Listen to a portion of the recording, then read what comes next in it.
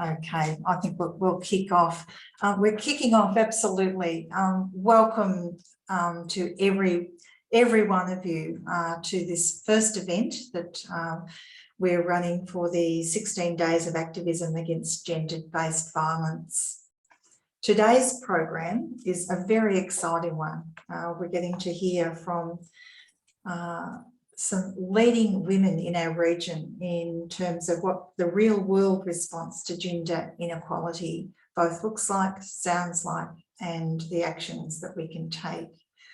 But before going any further, I would like to, I'll just let you know actually that we have got Auslan interpreters today. We've got the beautiful Brooke doing the interpretation to start with, and we'll be joined by Priscilla further on. You may also wish to turn on captions if they assist you in today's session. And I think we're ready to go. Okay. Thanks, Tina. Tina's going to keep you up to date by popping things into the chat line. But before going any further, I'd like to acknowledge country. And I'd like to acknowledge and extend my appreciation for the traditional owners of the land on which we're meeting today. I'm speaking to you from Dja Dja Wurrung country, and I welcome you to use a chat function to note the country on which you are. Today, we pay our respects to elders past and present and extend that respect to all First Nations people present today, for they hold the memories, the traditions, the culture and the hopes of all Aboriginal and Torres Strait peoples. We express our gratitude in sharing of this land and waterways, our sorrow for the personal, spiritual and cultural costs of that sharing, and our hope that we may walk forward together in harmony in the spirit of healing and truth-telling, expressed so clearly and deeply in the Uluru Statement from the Heart, always was, always will be. I'd also like to acknowledge the women who have died this year through violence and the hurt experienced by women and gender diverse people and children living with the impact of violence. We're particularly aware of this on the first day of the 16 Days of Activism Against Gendered Violence campaign.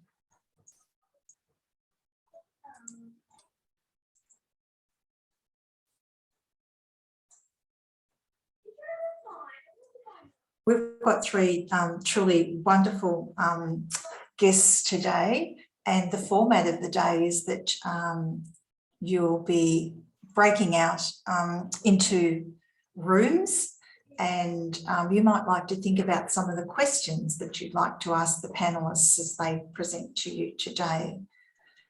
But before going any further, I would like to introduce the work of Women's Health Loddon Mallee.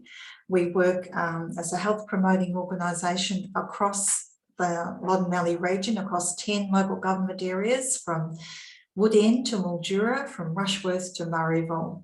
And our key purpose is to get really good health outcomes for the women of our region.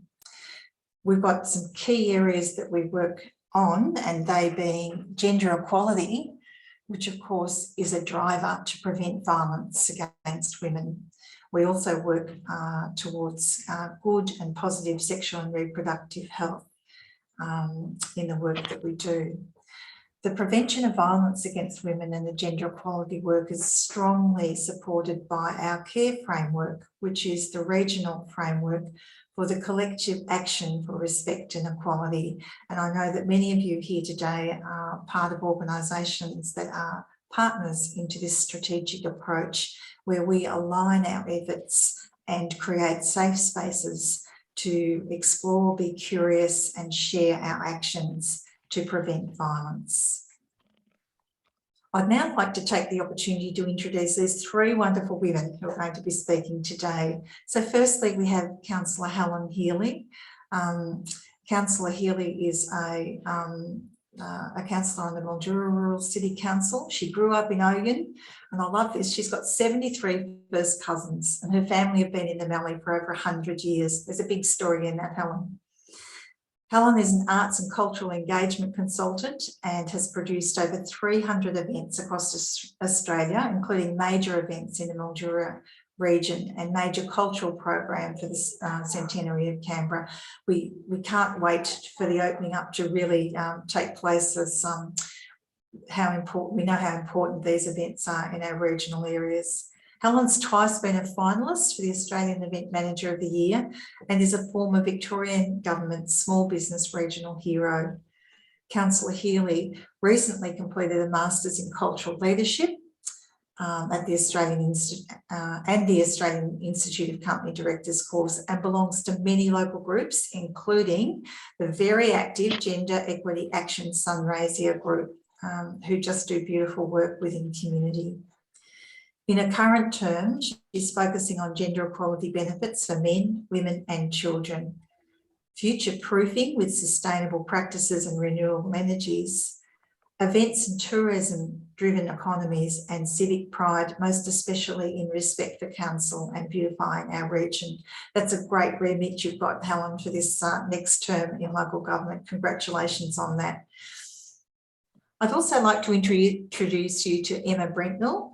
Emma is the Executive Officer for the Campaspe Primary Care Partnership. Emma is known to many of you through the work that she has led through her experience as a partnership broker with a really strong health promotion foundation. Emma's worked in cross-sectorial or cross-sector partnerships and community health throughout her career. Emma's role at the Campaspe Primary Care Partnership supports local, place-based approaches to engage with community groups and service provider networks, including the Campaspe Family Violence Action Group. We always love the projects that we get to work with Emma on. There's just such clarity and strength to her work and leadership. And our third panellist is Nicole Ferrie. Nicole is the Head of Media and Communications at the Centre for Non-Violence. Nicole is an experienced journalist, editor, manager, advocate and community engagement specialist. Nicole was previously the editor of Central Victoria's daily newspaper, the Bendigo Advertiser. She is a multi-award winning journalist. Her work has long been acknowledged for helping change community attitudes, in particular around gender inequality. Her acknowledgements include an Our Watch Walkley Foundation Award on reporting on violence against women and children. Nicole has held positions on several committees and boards, including the National Our Watch Media Advisory Board and the National Mindframe Media Advisory Board, and has presented locally and internationally, including parallel events at the United Nations Commission on the Status of Women. How fulsome are these bios that we have for our panellists. It is now my pleasure to actually ask Nicole to commence our panel with the topic of calling out gender inequality in the media. Over to you, Nicole. Thanks so much, Tricia, for that lovely welcome, and hi everyone. I love it when you do introductions, Tricia, because you're always so calm and it really makes me feel more relaxed, and I hopefully it's done that for everybody else as well. I will just quickly share my screen so you're looking at something far nicer than my face. Let's quickly do that. I realised I've forgotten to grab my glasses off the kitchen bench too, so hopefully I'm doing the right thing.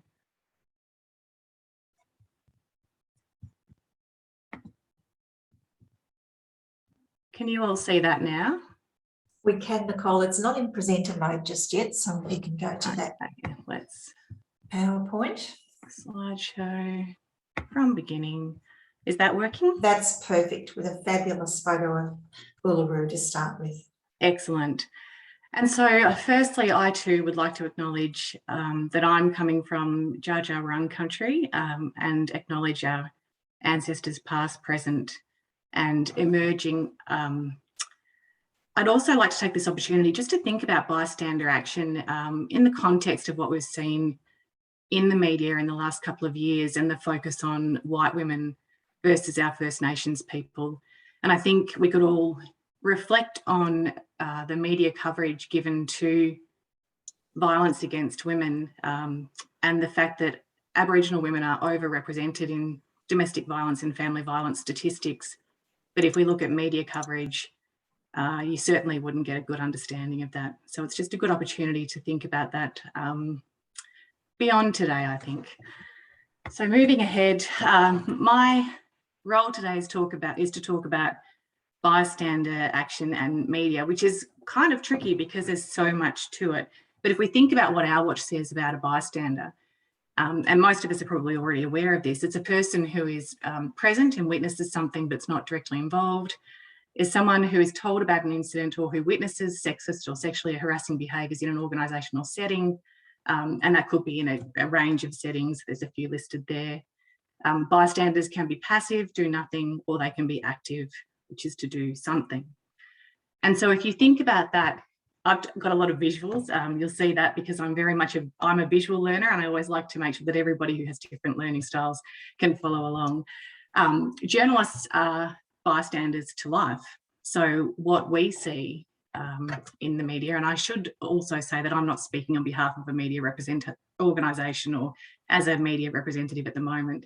I left the industry a couple of years ago, and any images that I use in here are from a previous role at a daily newspaper, not so much in my current role. But after 25 years in the media, I can say that journalists witness the world around them. So what we see is racism, trans and homophobia, sexism, ableism, inequality, poverty, trauma, distress, disaster. Journalists are there for all of that. We see it every day. We witness the impact of that. And so therefore we are definitely bystanders in life. And what role do we play then in not only reporting on that, but taking a stand on some of that and leading on these issues? So it's something that was always really present in my mind, how to report on issues, but at the same time, how do we make sure that we are leading on some issues that in areas where voices are not given equal say, they're not heard equally, which often was a little bit tricky, but I'll come to that in a little while. And I'll probably talk in more detail about that during the breakout room. So if you think about the sorts of things that we see, which are not necessarily directly related to today, but I'll come back to that in a moment. If in media, we see inequality play out in all forms. And so there's some examples here around some of the position, well, I won't say some of the positions that we took. We took a very strong position on this particular issue when I was editor of this paper. And you know, it's all about human rights. If we're sitting back and watching people in our community being treated unfairly, what do we do about that? And it's not to sit back and give everybody equal say, which often in the media is what people say you should be doing. Everyone's entitled to free speech, everyone should be heard equally. That's not actually right. When you've got members of the community who are not heard equally, who have not been given equal treatment, sometimes you need to make a loud noise on their behalf, but with them, not necessarily for them. You need to make sure that you're doing it with them. So we saw it play out in a terrible, terrible way when there was a campaign to build the mosque in Bendigo. And so again, as a paper, what position did we play in that? Took a very strong position, and we said, we're not going to interview the people who are opposing this particular planning application. We will make sure that the voices that matter are heard. And so we did this throughout my time as editor at the paper, where whenever we found out about something, and the thing that I'll get to in a moment is that more often than not, there was always a gender issue at the heart of it.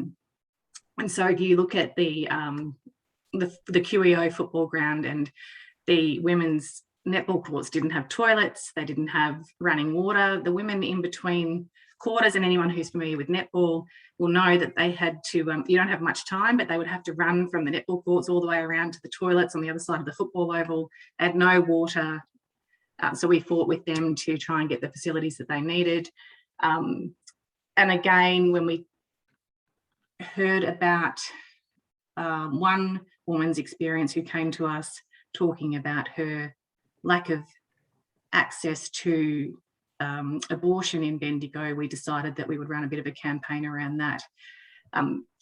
it's really difficult in the regional community to talk about some of these things, which most of you would already know, which is where bystander intervention as a media outlet was really important. So I'll quickly move on past some of these, but they're just some visuals to get us thinking about the sorts of things that journalists see and the media sees, and can take a role on if they choose to. And I will not say that every media organisation necessarily chooses to do the right thing. And so if we think about the context of today's conversation, what role does the media have in talking about violence against women? And what role does the media have in terms of being a bystander? So when we think about individual actions as bystanders, we think about what we can do on a day-to-day, from a day-to-day aspect. If we see something, do we call it out? How do we call it out? But when we think about issues such as violence against women, it is a much broader community issue. It's a global issue. We know that it's a national crisis. We know it's a global crisis. So what can we do that's a bigger solution to a much bigger problem as a bystander? So if we're in a position where we have a platform that can actually bring more awareness to a bigger audience, we have a responsibility to use that platform and do the right thing. So that was the approach that the newsroom took when I was there. It was very much, okay, what is the issue here? How does it affect the people in our worlds, but also how does it affect the people in our newspapers world? And then how does it affect people beyond that? So we decided to educate them. It was something that I was very focused on doing as an editor, because education is key, particularly around bystander intervention. If you don't know what to do and if you don't understand the issue, you're always going to pull back. You're always going to sit back because you're either scared to say the wrong thing because you're not sure if what you're saying is right. You're scared because the consequences may be significant for you if you do speak out. So the more you feel supported by your community, empowered with information, the more likely you are to speak up and feel confident when you're speaking up. And we saw that with Hear Me Too. What we saw with Hear Me Too through the media was very much people coming out, particularly around social media. And there was a downside to that, which I'll talk about in a moment too, was people coming out, sharing their stories, the power of the collective voice, the power of bystanders also being part of that and sharing people's stories. It was positive bystander action where on social media, we saw it play out in a way where people were supporting each other to come out and share their story. And again, these are just some more examples of, how we can educate the community on what some of the issues are. This was probably a pretty big case or a big example of bystander action when Eurydice Dixon was tragically killed in Melbourne, and I'm sure everyone's familiar with that story. There was a lot of community momentum around violence against women at that stage. But what we found in regional areas was people weren't really connecting with that because it happened in Melbourne. They didn't think it happened here. It happened on the street. Didn't happen on our back doorstep, so therefore it doesn't happen in the regions. And we tried to let everyone know that actually, you know what, it happens everywhere. And by publishing an open letter to the community on the front page of a daily newspaper about the issue, it was a very bold stand, particularly in a very conservative regional area. But that's what needs to happen. People need to be bold. They need to stand up to the community and say, you need to think about this, because if we don't do it, silence is actually a tactic of abuse. It's a power and control tactic. And so if we don't keep talking about it, that system and structure continues to exist where it silences people who need to be heard. And this is what I've been talking about a little bit. Being a bystander doesn't always mean calling it out in that moment. It also means asking, how is my workplace contributing to a world where inequality exists? And if we think about that in the context of media, there was an analysis of the gender balance of sources and experts across Australian metro print media in the last, maybe 5 years ago now. And if we think about what that looks like, the gender breakdown of sources across all newspapers, 79% of people who were interviewed for stories were men. 21% for women. And so if we think about that, not only are male voices overrepresented in newspapers, but what is the media doing as a bystander in allowing that to happen? But also as organisations, who are we putting up as spokespeople for our companies or for the work that we do? We need to be mindful of all of those things. This shows a gender breakdown of sources by publication. It's probably pretty telling that the Australian is quite high in terms of male voices. But I mean, it's just a visual there if you're interested in looking at it. This is quite interesting in that this is a breakdown of men and women, and I apologise, it has used male and female in this data.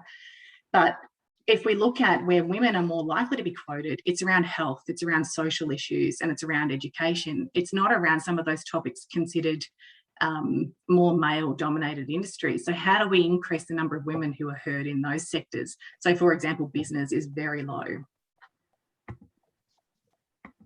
So I'm mindful of time. How are we going for time, Tina? Because I feel like I'm talking a bit too much. No, you're going beautifully, Nicole. You've got the time you need. Yep. Great, thank you.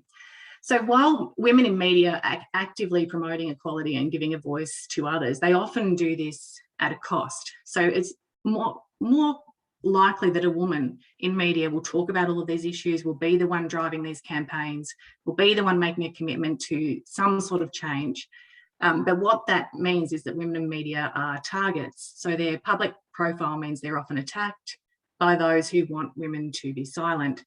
And the Mates Over Merit report, which is the Women in Media report and a study of gender differences in Australian media, it found that 41% of women journos, and I would say it's probably higher than that, had experienced harassment, bullying, trolling on social media, from mild instances to death threats and stalking.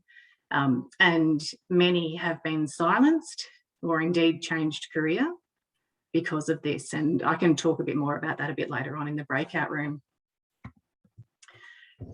So it found that 1 in 3 are not confident to speak up about discrimination. Discrimination is rife in the industry, and women, the number of women as you get higher up, like in many industries, starts to decline. Ageism is a concern, particularly in broadcast media, and we don't need to, I don't need to answer why. The gender pay gap is significant, and mates over merit was frequently expressed throughout the survey. Again, intimidation, abuse, sexual harassment, all very common. This is just an example of some of the things that I used to get when I was at the paper. I don't know if you can read that very well on your screens, and I've really used a couple of mild examples in the next few slides because some of them are pretty horrific and some involved my children. So, but you know, these things were common. They were almost daily. And I did try and take out any offensive language, but there may well be some there. And you can have a look at the names that they've used. Pretty shocking sort of stuff. And again, some examples here. Just at the type of criticism directed at women in media versus men, and the gendered nature of that we get. I think this is going to be shared later, so if you want to have a look at these slides, you're very welcome to do so. This one here is a little bit worse, so I apologise for that, but you've got the name that I wrote a piece about the safety of our online audience being priority and about people behaving online and what they were saying to each other. And this was the sort of stuff that I got in response to that. Really not very pleasant. No one should really have to receive that. And like I said, this was not the worst. So how do we support each other in the work we're doing to improve the lives of women and girls when the people who are trying so hard to give that a platform are receiving that sort of content? How do we be better bystanders and support them? And how do we be better bystanders in our own lives so that women can start to speak out more freely without receiving some of the abuse that they get? I would say that this is still a significant piece of work for us to be doing. We've come a long way, but we've got a long way to go. In terms of bystander action, when you see a woman being treated like that, and particularly on social media, I would strongly suggest that if you're comfortable doing so, respond to it with facts or respond to it in a way that's supportive of that woman or retweet what she has to say or reshare what she has to say to show your support, because we are seeing more and more women silenced. The social media aspect of journalism is just, it's a part of their job. It's not there because they're there by choice. Most journalists, social media is a really important part of their role. They need to be in that space.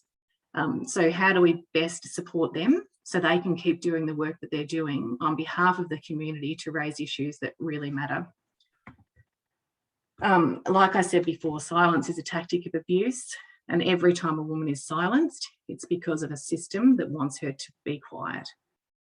So my advice is call it out, which is the theme of 16 Days of Activism. And obviously where it's safe for you to do so, and we can talk about that a little bit later because I feel like I've talked enough. Thank you. Thank you, Nicole. That was, you were calling it out for us. That was calling it out to us to be bold. Thank you so much for that. Yeah, the conversation will be certainly, you know, running strongly, I think, to follow up on so many of the things that you've given us, not just to think about, but to actually process. And it's just the most beautiful way to segue into our next panellist, Councillor Helen Healy. And Helen's going to focus on calling out gender inequality in politics, and especially in these online spaces that we've been hearing about. My acknowledgement is to the leadership and courage of the women that you're hearing from today. So welcome, Helen. We're looking forward to hearing what you've got to share with us. Thank you so much, and thank you for having me. And I come to you from the First Peoples of the Loddon Mallee country and our Barkindji neighbours across the river.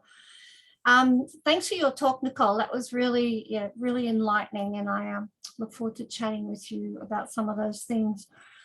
I'm following the brief and going to talk about some of the gendered abuse online, like the public figures experience, and I've talked to a couple of other women politicians to inform what I'm going to talk about. I do want to warn you that, like Nicole, some of the language is a little bit feisty in some of the things that I'm going to show you, but I'm going to focus on 2 or 3 particular examples. And one of them is during the campaign last year. It was particularly challenging for women in our region. One had a death threat. One had her core flute systematically mowed down by some 4-wheel drive that would just target them and run them down.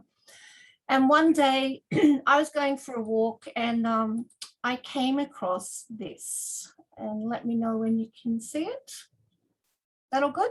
Yes, all good, Helen. Okay, so I was had my core flutes obviously all over town, and I came across this, and it was really kind of shocking because I had my core flute attached to a coffee shop down on the riverfront in Mildura, and it had been stolen once and then a second time, and then this time it was gone, and my heart would just kind of like start rushing, like, oh God, you know, because carrying your picture around or looking at your picture in a public space is one of the things a politician does, but it's never sat really comfortably with me. But my core flute was moved, it was gone, and it was stuck on the front of the men's toilets in a children's playground. And so I just sort of like quickly pulled it off the men's toilet and asked the guy in the coffee shop if he would keep it, and I'd drive back later. I didn't want to carry it through the streets of Mildura. And then I looked more closely when I went and picked it up, and, you know, it's kind of, well, yeah, exactly what it's saying there on the screen. So what I did is I've got a group of women who belong to the Gender Equity Action group in Sunraysia, amazing women. And I just called them because I'm happy to be a politician because I've got some things I really want to achieve, but the public face of it doesn't sit that well with me. And calling something out in this way, I felt I'm super challenged to kind of stand up, you know, like in a Clementine Ford kind of way. I admire how she calls things out, not always how she does it, but certainly how she takes it on full frontal. So we got together, and they beautifully said, you write it, we'll look at what you're going to write. I said, I really see a teaching moment here. I see an opportunity to just raise the bar a little. And so I wrote this big long piece, we all edited it together, and then they offered to take on the responses. I didn't have to really respond to anybody. So having that posse around me was just a critical part of me approaching this. So it started off, you might look at this and your first reaction is to laugh.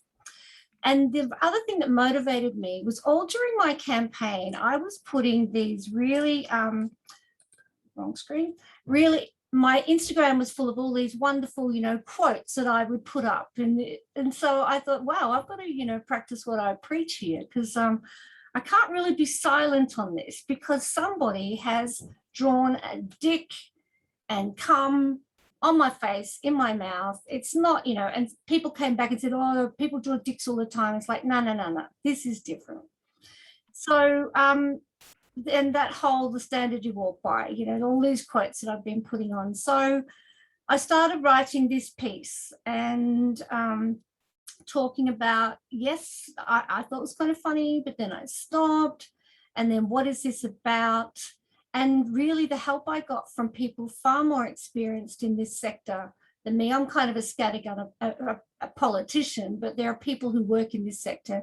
So we just went for it. We just thought, no, we are not going to take this laying down, and we're going to actually say it like it is. So went on talking like in a very conversational way about how it felt for me to come across this. And, why do we see penis graffiti and not vulva graffiti? And you'll see a comment later on like, well, who knows how to draw a vagina anyway, which was kind of amusing. And then kind of talking frankly about this is designed to humiliate, and this is designed to say, you shouldn't be here. This space is not for you. And then I also sit on the Ministerial Advisory Committee into Gender Equality, and looking at the Gender Equality Act and local government and the service delivery and how we can push that a little further. And so I know that we're looking very closely at the moment, and we have a meeting this afternoon at why women don't stand for politics. And one of the reasons is this kind of crap that we have to put up with, where basically men get attacked too, and some of it, is just so unacceptable. But it's about our clothes and our hair and our age and our boobs and our bums, and it's very often ageist and gendered, and that's scary, and that's humiliating, and that's everything in a societal way that we think is unfortunately think is important, how we look. And so it does turn a lot of women up. And then I talked about the shabby behaviour, and then I invited people to stand with me and talked about it being actually at the base a human rights issue, that we need to feel safe to fully and freely participate in the political process and not have this gendered abuse coming at us. I'm going to check my notes over here. So then, just talking to people about coming on board and let's do something to it. So the fallout from it was pretty interesting. Like, it had 108 shares, 266 comments, 334 kind of responses, a few the bad one, or not the bad ones, but the negative ones were like the feminist rant, the snowflake, the delicacy, not all men are bad. And I love the last comment I've got on the page there. Like, I got one from the Communist Ladies of London saying, "You go, girl." And I thought that was pretty sweet to get that one from her. And then we had the obvious inevitable, not all men. And then so this D here is one of the women on the Gender Equality group, and her responses were just fantastic. They were informative, they were kind, but firm too. So, this guy Max kept putting all these stats around, how bad it is for men. And, and she was saying, yes, you're right, it is bad for men, but this is not about that right now. So let's focus on what this is about. And I should have turned that off. All right. And then other people from the group stepped in, like Elle, you know, like she was pretty direct about what she was thinking about the whole thing. And when Max called it out for being PC gone mad. And then there were women who posted, you know, like came back with other stats about how it is for women. And it went on and on and on. And but it really did become a teaching moment. So one of my supporters wrote this piece: condoning behaviour such as this is one of the known building blocks to violence. Research is clear on this. Most people think this is unacceptable and want to live in a society free of this behaviour. To stop it, we all need to call it out, and attempting to silence and ridicule those who do is just not acceptable. Do better. I love that final couple of words. But then this guy wrote back, okay, I will check it out. Thumbs up. Thanks. And that was like, what a win for us, that with that gentle, informative, and she was posting lots of links, you know, perhaps you want to read this and I can hear what you're saying, but this is about this right now. So that felt fantastic to have some of those responses. It was also interesting that a lot of the negativity came from women. So it was just as much an educational opportunity for them. Then there was one guy who really, no matter what we did, was just not going to take it. So he started getting a little bit nasty. And then, you know, she would come back at him like, once more, this is not on, it's not reflecting well on you, but very gentle. And there was not, but very much to the point about, we're going to deal with this. So that was, I thought that was a really successful, really good about being brave, calling around a group of people.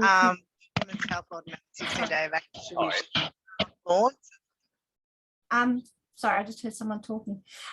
So it was good to have that group of people, and I think that was a really major part of the response, is being supported to actually call it out and feeling safe to call it out. And it worked well. It was, yeah, I felt really kind of proud that together we just said, no, this is not on. Here's an opportunity to teach something. And it didn't work for everybody, but it worked for us. The other example I just want to give to you is, like, as a councillor, I've put up things like climate change emergencies, let's have a Royal Commission on water management, all sorts of things. But when I proposed a ban on smoking in public places, that was a whole other kettle of fish. Now, the previous example I showed you was across Facebook, and mostly people have to identify themselves to have an account. But I believe that Zuckerberg and all those platforms need to do far more in actually monitoring. They are the publishers of this stuff. So they need to take much more responsibility for calling it out themselves. And so when the anonymous emails was a whole other ball game. And I'd had little bits and pieces, but when I did this ban, some very nasty people came out. So they've got this anonymous remailer. So I think that these kind of companies need to be held accountable as well, because I'm sure there's legitimate reasons to have an anonymous account, like whistleblowers or whatever. But the bulk of them would be people hiding behind an anonymous platform to write really awful stuff like this. And then we were talking before, like you know exactly what that word is and what that word is, but to avoid it being picked up, they, you know, changed the spelling. And again, you know, and it was very gendered, you know, you nosy bitch, that whole word of busybody, and get back to your real work. And then, you know, this one, menopausal old prune. So at first, these were my first experiences of anonymous emails, but it was like, whoa, you know, like, but I just felt angry more than hurt or upset about it. I just thought it was pathetic, really, that you couldn't come out I have no way to communicate with this person. Quite often on Facebook, when I get nasty commentary, I will direct message them and say, why don't you give me a call or direct message back? We could catch up and talk this through. And that is amazing how that just shuts them up. So the last one is Ali Cupper gave me permission to put this on. This is something that turned up in her office yesterday. And this is the kind of stuff that, you know, like being called up here, the fucking whore and the C-U-N-T word, the C word. And so it's, this is the kind of stuff we have to put up with, and she has to put up with. And so I think our silence, we empower them by our silence. And I am so committed now to calling it out, because I saw that experiment really worked. But it's also important when we look at our leaders, whether it's local, state or federal, it's the leadership around this that we have to really push to be calling these things out to. So I spoke to a number of women and it kind of made me really sad. I said, so how do you deal with it? I have regular therapy. I've got a security system in my house. I imagine I'm wearing a suit of armor. I'm learning to direct my anger into positivity. There's not a lot I can do. I've had to get 2 intervention orders. I've been prescribed anxiety medication. Sometimes I drink too much to dull the impact. Thank goodness for strong people around me. So that was other female politicians I talked to about how it was for them. And it's a real issue, and we all have to step up and actually, do something about it.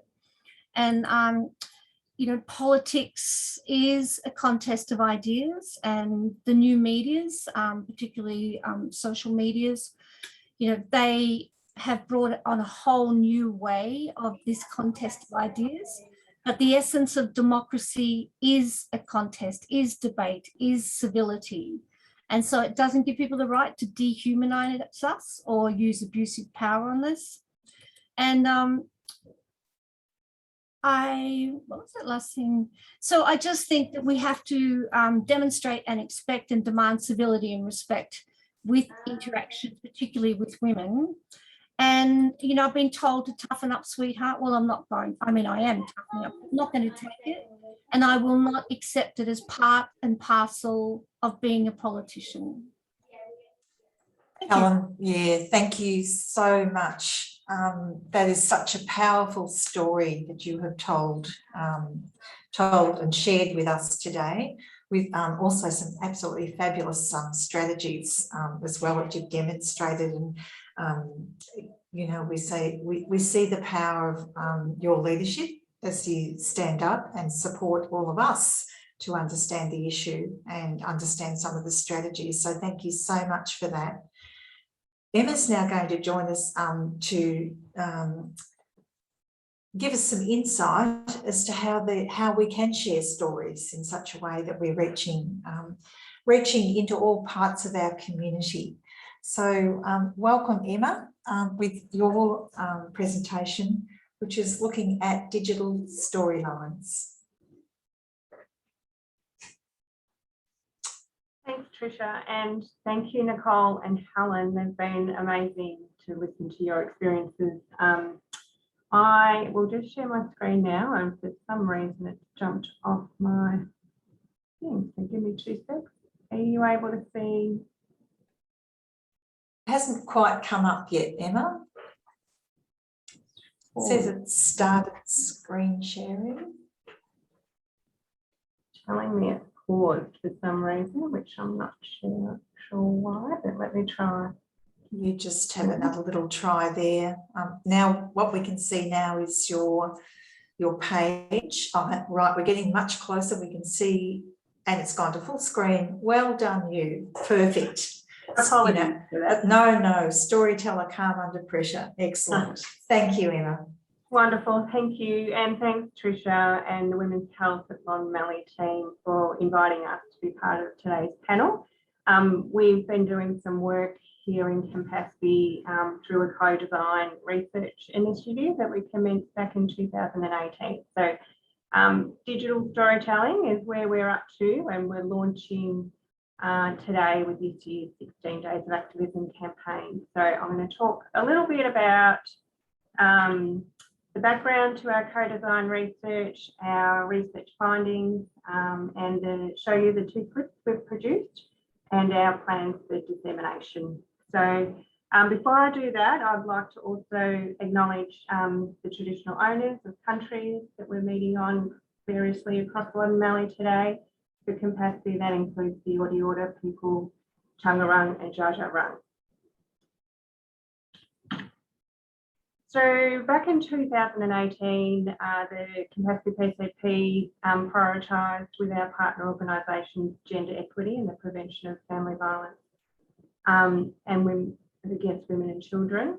So to do that, we really wanted to delve deeper into our local issues and what people's understanding of gender equality were and are. So we commenced a co-design initiative, and I'd really, today I'm probably taking a little bit of the credit for the team that really did this work, and I'd like to acknowledge particularly 2 of those members participating today in Danae Rush at Kyabram District Health Service and Jess Ibsen from Campaspe Shire Council. The other team members included Tracy Pearson in her PCP role back when she was with us. She's since departed and is now working at Echuca Regional Health.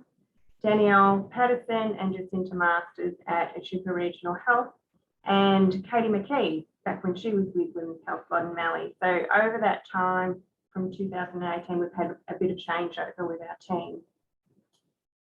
So for those of you that are familiar with co-design, you know, that involves those defining the problem, the phase 1, phase 2, phase 3. We did that quite thoroughly. And really we're supported, we acknowledged that this content around gender equity wasn't the same as doing co-design with community when talking about healthy eating or active living, for example. So we acknowledged that and sought to have mentoring support from a human-centred design company. So that was invaluable in assisting the team to go through these phases smoothly. So that initial phase really, just to give you a scope understanding, involved over 120 people and worked with 11 groups. Then further into the phase 2, the design planning and development involved further 16 community members who did the deep dive conversations with the team. So our research findings really came down to supporting us as the prevention workforce here in Campaspe to look at what strategies we could apply going forward. The themes and insights from the research really talked about or elicited that workplace culture, the community are key factors in terms of their level of awareness and knowledge around gender inequality. We discovered that role models were really critical and were often reinforcing some of those gender stereotypes. Language came up as well. Many, and this is, you know, clearly something we've witnessed already through Nicole and Helen's presentations too, that language can be quite threatening and confrontational, and that education would be a powerful tool for change around that. And the next one was around behaviours, and behaviours is what's led us to looking at ways that we can influence values, attitudes and beliefs that influence behaviours. So that's around things like bystander action and being able to call it out. So we designed some strategies based on that and have been working busily on those over the last few years. One of them being our social marketing plan to support the community to call out gender inequality. So to do that further, the team developed up personas of what would relay really some of the research findings that they'd had conversations with people about. So they were able to take elements of those interviews and pop them into these personas. From the development of those personas, we wanted to develop key messages, and we thought videos would be a really good way to do that and demonstrate in a short, succinct way, ways that we can call out that behaviour. So The scenarios from the research that came through was a classroom, sporting club, a pub setting, a workplace, and another about talking about healthy masculinity. So based on those 5 scenarios, the team worked up the storyboards, and our intention was to have them produced by a local film company with actors in a setting and have those produced. It occurred to us into the phase of engaging with the company to develop those that it might actually be quite, we're really conscious about unconscious bias and what an actor or a setting particularly might portray. So we wondered if it would be better to do an animation to take away of people might know that actor, people are using a local theatre company, for example, or they might know that setting, and would that distract too much from the message? So we agreed to do the animations instead. So we've produced 2 so far, and I will bear with me as I stop sharing the screen and take you to one of the clips or both of the clips.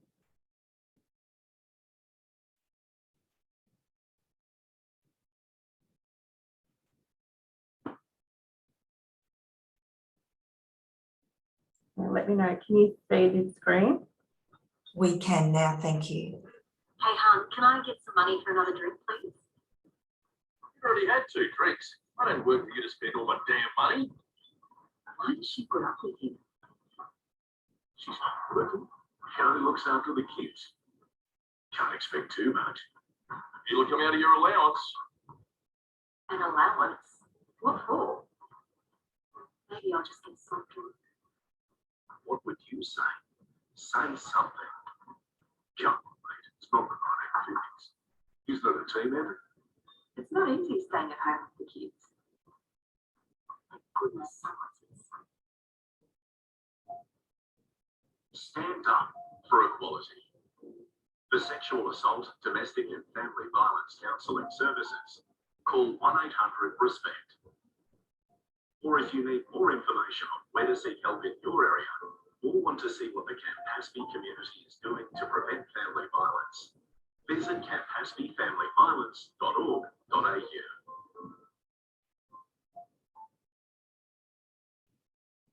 And I'll just show you the second clip. Soft. Enough, mate. Things aren't great at home. Sorry, It's been a run. I'll go back to the start. Apologies. Hey, what's up with you today? Big soft. Enough, mate. Things aren't great at home, mate. It's been a rough week. Jesus, mate. Man up. Surely you've got more important things to worry about.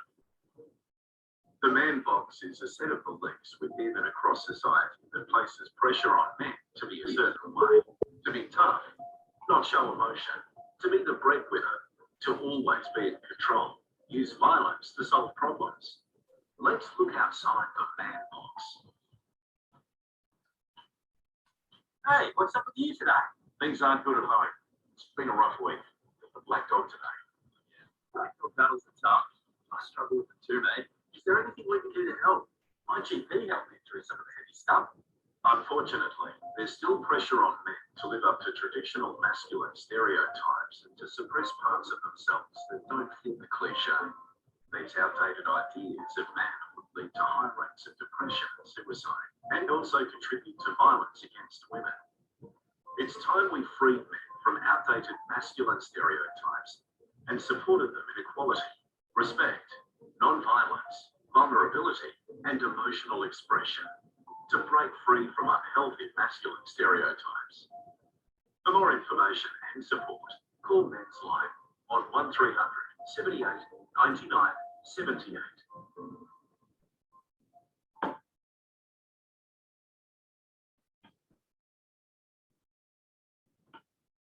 So you can see those 2 clips, and our plan will be to talk about those more in that breakout session. Let's go back to sharing the other screen. So dissemination of these is where we're up to now. So originally we planned to screen them at the local cinema. We've come across some hiccups along the way there because of being a smaller cinema, they're not able to put the advertising specific to particular movies. So we were conscious that it would be to a mature audience or 15 plus, that they're not necessarily clips we'd be wanting to share with our kids' movies. So we've developed up our campaign for this year's 16 Days of Activism. We've engaged through a newsletter, and we're launching the first clip today. And we've been working with the Respectful Relationships program to develop a resource and share that with local schools to give them some tools on using those clips in classrooms, should that be something they want to do. And we've got certainly a whole range of plans to support implementing and screening of these clips when we're able to do more community-based events, particularly with sporting clubs in the coming months. So some of the key successes for us or alignment is particularly to have gender equity as a key strategy within our community health and health promotion plan. We've certainly been met with challenges along the way, particularly in regards to time frame and changeover of staff. And we're also very consciously thinking about that evaluation element of, changing attitudes and beliefs, and really keen to see that further down the track, the violence against women attitude survey, as well as doing our local work as well around that. That's pretty much it from me, and I look forward to chatting more to folks who are in the breakout session. Emma, thank you so much, and beautifully done managing all of that technical toing and froing, and how fabulous to see the animated film clips. That's certainly my first view of them, and they're just fabulous. So storytelling, that's certainly what we've been hearing and doing today in this panel, but we're now at the point where you will all get you'll get an opportunity to actually go into those breakout groups that you had nominated as you registered for today's session, and you'll have an opportunity to actually in your breakout groups talk with our panelists and get some of that conversation happening. So hello, I'm Healey. I'm just going to get Julie back in. I'm Healey and I work in the health promotion team at Women's Health Loddon Mallee.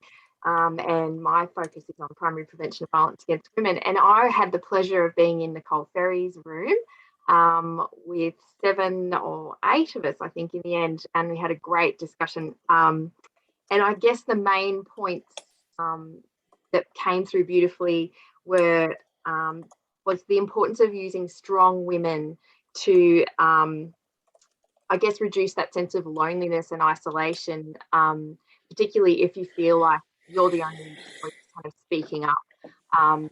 Find those advocates and those role models and those women who are going to stand behind you, maybe mentor you and follow up when you have a bad experience, those people you can call in bystander action especially.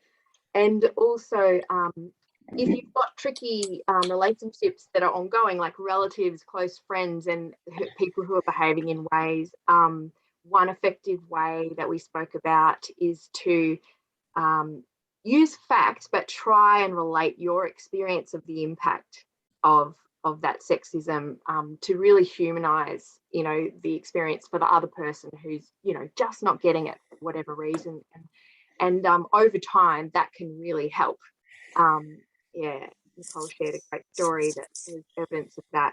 And the strategies to deal with this kind of sexism and push back within our roles and our personal lives.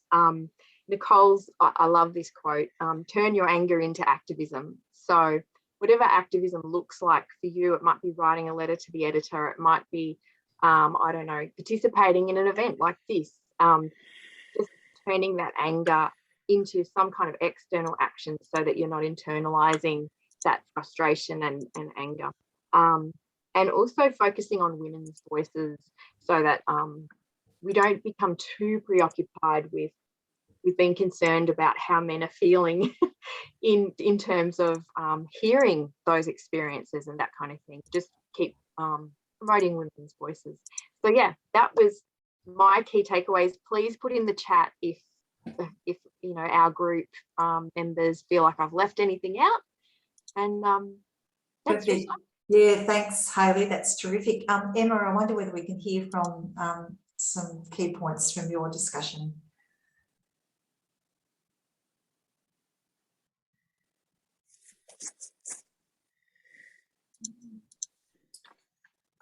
Emma White or Emma's breakout room? Steph, just while there must be something technical happening there, Steph, I wonder if we could go to you and just a report back from, or some comments back from your breakout room, please. So I was in the room with Emma Brentnall talking about the clips that Campaspe PCP have put together with other community partnerships.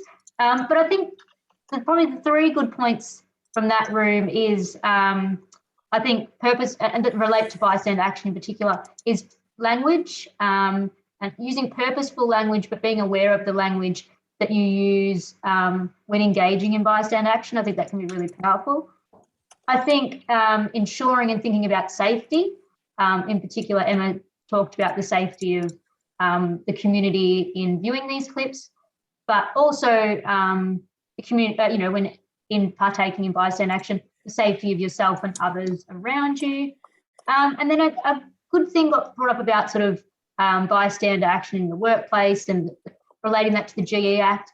I think things like these clips are a really good way of sparking discussion, and not just in the workplace, with family and friends, and reflecting on what you would do, or because that's a good way of, you know, you don't know how you're going to react in the situation, but if you can think about it and sort of potentially have a thought about what you would do and pre-plan it in a way, it's a good way to take on bystander action.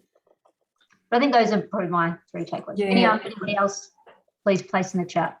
That's terrific. Thank you. And I might just check in now with Emma White from Women's Health on Mallee. How are you going, Emma? Yes, are you able to give us? That's great. Yes, sorry about that. Good Just some no difficulty with the technology there.